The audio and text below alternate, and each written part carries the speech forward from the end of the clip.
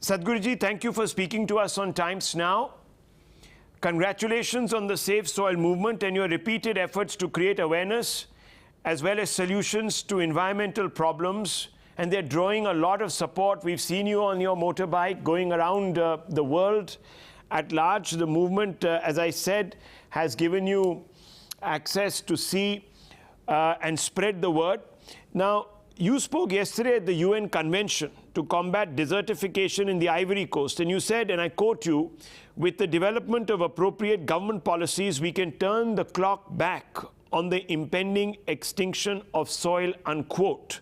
Now tell us about the specifics of how this can be done, Sadhguruji.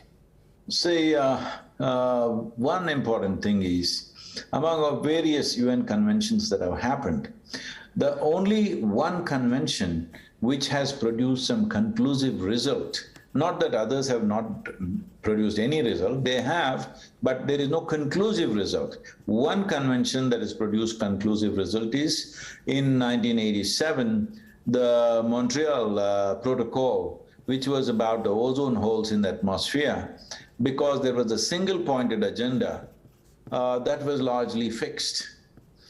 So we need a similar focus for soil. Right now, the agendas that are being prepared around the world are too embroiled in too many aspects, because we need to understand when it comes to soil, ultimately the reclamation or regeneration of the soil will not be done by the scientists or the politicians or the academics. It has to be done by the farmers. So it has to be a single point agenda and a single point focus as to how you achieve this.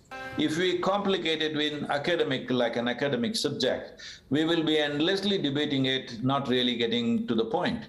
So this has been the main focus for me, that to make it a single point agenda, that if we have to turn it around, we need to understand nearly 71% of the world's land is plowed, 4.2% of the land is paved because they are urban lands. So totally nearly 76% of the world's land is either plowed or paved. That means there is no green cover on it for the entire 12 months. So this is the most important thing, bringing back cover crops on the agricultural lands when it's not in use, and bringing back tree-based agriculture. The important thing is organic content has to be generated on the farm itself.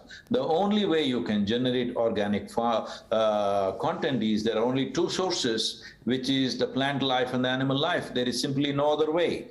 Everybody is talking about various kinds of technologies. One must clearly understand, with technology you can enhance application, but you cannot produce organic content. Organic content, not just on this planet, in this known universe, comes only from two sources, plant life and animal life. If you do not bring these two things back on the farm, you cannot regenerate the soil.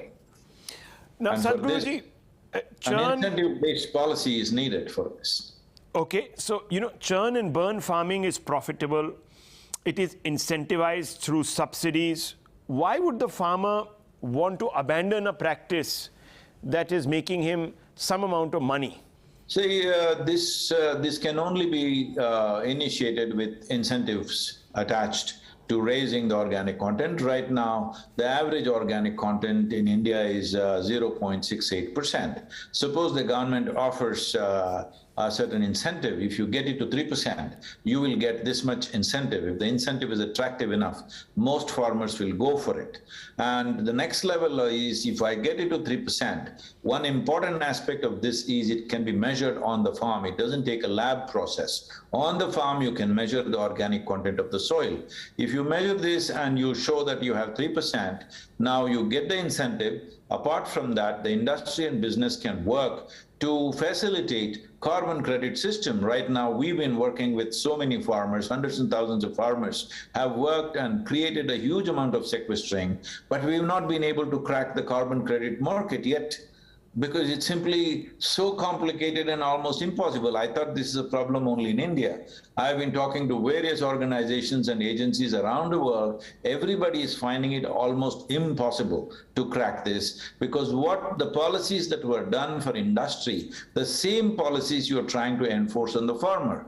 It's not going to work like that. So simplifying this, And above all, the industry, the business, and the government should facilitate the second level of incentive through carbon credit. The third level of incentive would be, see, if you have 3% organic content in the soil, the volume of micronutrients that come up in your food that you produce, or the vegetable or fruit or grains that you produce, is already, there is enough data and science about that. So if that is translated into the marketplace, either you're eating this level of food, if you eat the food that's coming from this field, one thing is, if you're eating, let's say, one mango to get this nourishment, if it is 3%, one mango is enough to cover 5 mangoes that you would eat otherwise to get the same nourishment. So the volume of food consumption also will come down, the nutritional value will go up, and above all, the microorganisms in the soil will be alive.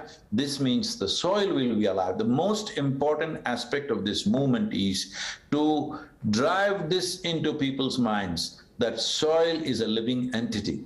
Soil is the largest living system, not just upon this planet, in the entire universe, because this is the only place. The topsoil, which is 12 to 18 inches of topsoil, is the basis of 87% of life on this planet.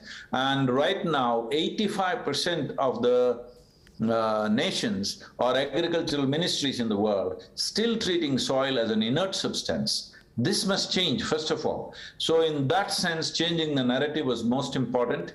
I think we have been reasonably impactful on this. My objective was to make 60% of the adult population say something about soil. Right now, the metrics are giving us an approximate number of somewhere around 2 billion or little over 2 billion people have spoken about soil since March 21st. So we can say we are 50% there in terms of numbers, and in terms of journey, we're 53 days old now. So still days are left, and right now I am in Riyadh, and I still have to ride through the Arabian desert where the temperatures are already over 40 degrees. So let me see if I make it all the way to India. well, Sadhguru, you obviously are meeting farmers all around the world. You're meeting organizations all around the world. How do they receive you, and where do you think your message has been most well received? See, across Europe, Central Asia, and now Arabia, the response from the people and the farming community has been spectacular. Nothing short of spectacular, just about every place. The governments, till now, nearly 73 governments around the world have in one way or the other signed up with us. They have either given declarations or they've signed MOUs with us.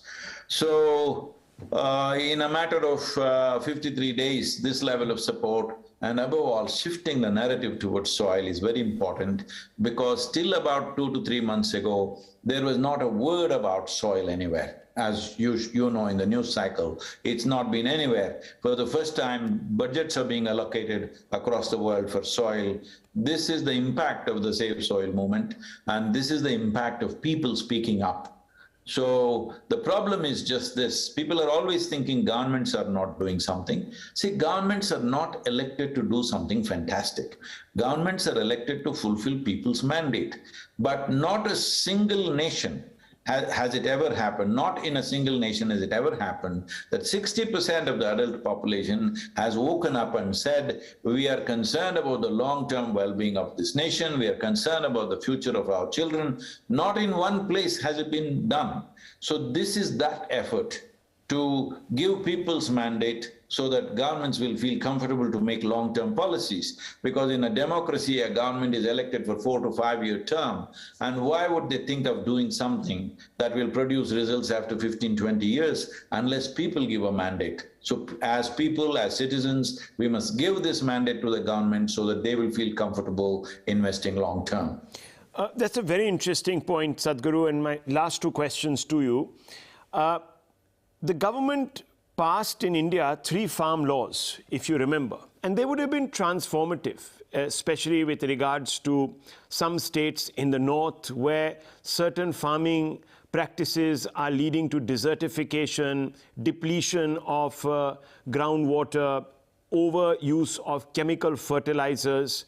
And the idea was to change the crop pattern. The idea was to also, of course, allow these farmers to access greater incomes by bringing businesses to the farm.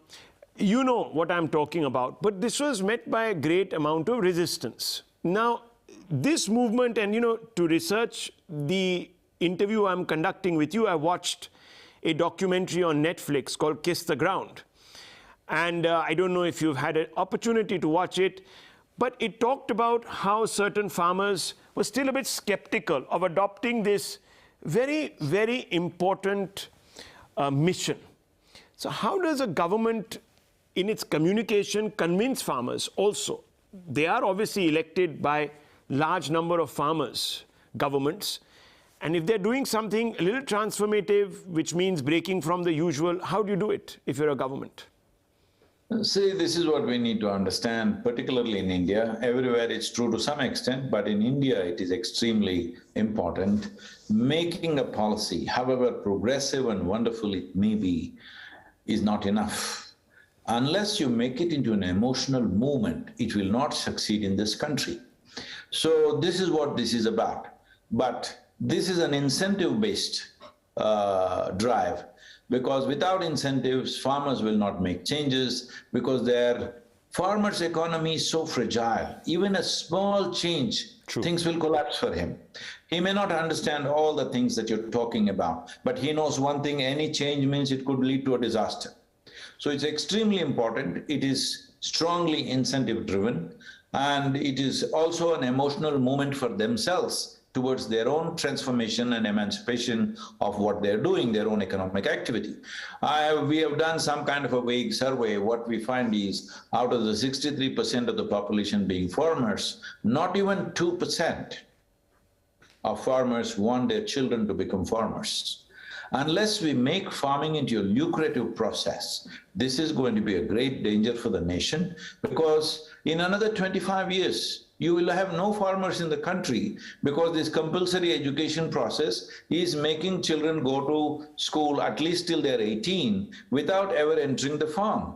And there is child labor issue that you cannot enter the farm. I am not for child labor, not am I against the education process. But the important thing is we need to structure our education in such a way that we don't destroy the fundamentals of what makes our nation happen. 63%, not even 2% want their children to go, nor are children willing to go, because unless you make farming, farmers should earn as much as a doctor, an engineer, a lawyer, a journalist, or whatever, all right? Whatever professions people are seeking in a city, a farmer should earn as much, if not more. Only then people will stay on the land. Otherwise, everybody will pile up onto the cities. Right now, it's estimated somewhere between 2032 to 2035, we could have a migration of up to 220 million people coming into cities in India. And over 1.2 billion people across the world will migrate because of nutritional stress and water stress. Right now, about 2 billion people are water stressed. By 2032, it will be 3.5 billion people who are water stressed. This is mainly because of lack of organic content in the soil, that the soil is not holding enough right now. I'm here in Saudi Arabia. I just met the agriculture minister. They're doing a fantastic job of turning the desert into farmlands. We are busy turning our fertile farmlands into deserts. So it's time. Without the people's engagement, the government cannot move. So this needs an emotional approach. This needs a very strongly incentive-based approach. Otherwise, it will not succeed. Sadhguruji, thank you very much for speaking to us, and more power to you on this mission, the Save Soil mission. Thank you very much for taking the time out. Best of luck. Thank you, Rahul. Namaskar. Thank you.